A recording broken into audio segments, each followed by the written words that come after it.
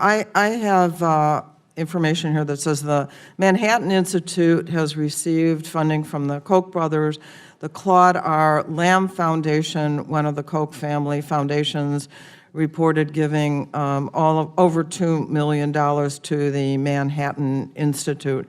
Is that correct? I don't know, I'm sorry. Okay. I think it is. I'm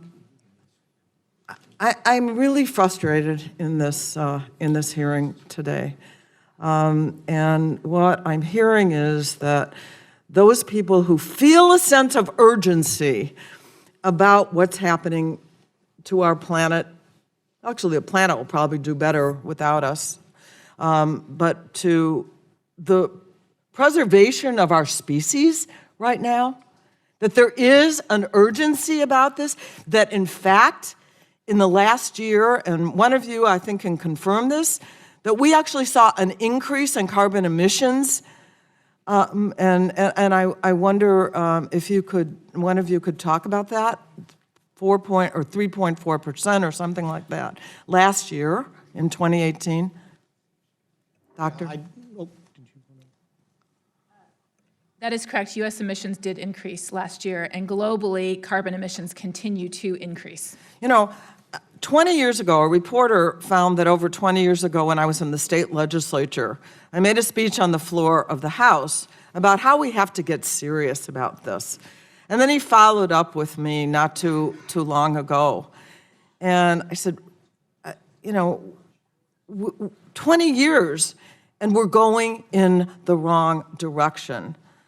It seems to me, am I overstating this? This is existential. This is about the future of the young people that are in this room.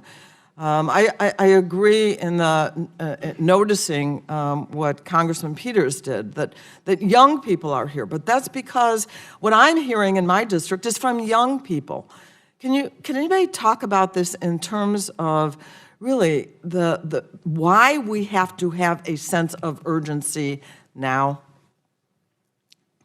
The first time that scientists formally warned a U.S. president of the risks and the dangers that climate change posed to our society was over 50 years ago, and that president was Lyndon B. Johnson. It is not, as you stated, our planet that is at risk. It is not even our species. It is our civilization. It is everything that makes our lives worth living, and it absolutely is our economy as well. We have progressed tremendously over the last 300 years, and I'm actually very grateful, personally, for the benefits fossil fuels have brought us. But just as we transition from horses and buggies to automobiles, in the same way we must now transition our energy systems into the future to ensure our continued security. So the President of the United States, when he was running for office, said that he would break the Environmental Protection Agency into little tidbits. That's what he talked about. There's a hearing going on also in Energy and Commerce on what's happening to the Environmental Protection Agency and the kinds of changes that have happened.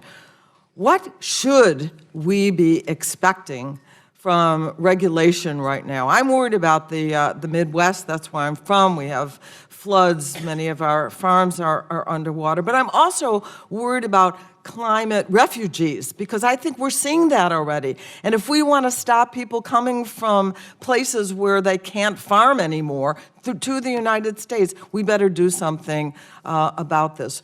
What do we need to do in terms of regulation? I think at present we are very poorly equipped from an institutional standpoint to cope with what we might expect to see in terms of the influx of migrants coming from other countries, as well as the internal displacement of Americans. I think the Dust Bowl is maybe the closest analog we have to what we might expect to see in the Midwest, with roughly a 25% chance. And so thinking about the movements of our own internal populations trying to cope with climate change, it is a form of adaptation, and it is incredibly costly to the people who have to pick up and move their lives. So I'm sitting on Lake Michigan. Is someone going to be coming after this source of water? Are people going to be moving? It seems implausible that the places where people are currently conducting agriculture and making their livings are going to be the same places in the future where people can continue to make livings. Thank you. I yield back.